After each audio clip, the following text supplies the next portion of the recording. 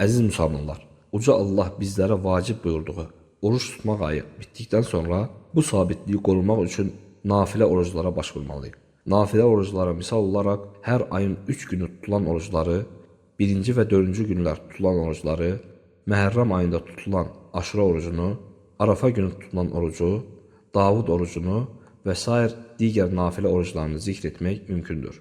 Uca Allah hər hansısa bir qulun nəfsini itaətə və özünə yönəlməyə müvəffəq etdikdən sonra həmin o qula yaraşmaz ki, o bu möhkəmliyi öz əlləri ilə söküb xəfifləşdirsin. Əgər qul Allahın ona açdığı xeyir qapılardan istifadə etməzsə, ola bilsin ki, Allah onun üzünə o qapıları bağlasın. Ramazanda səni görür deyə günahlardan çəkindiyin Allah bu ayda da, bu gündə də, bu saatda da, insanlarla da, tək olduqda da, işıqlıqda da, zülmətdə də, gizlidə də, aşkarda da səni görür. وَادْعُ إِلَى رَبِّكَ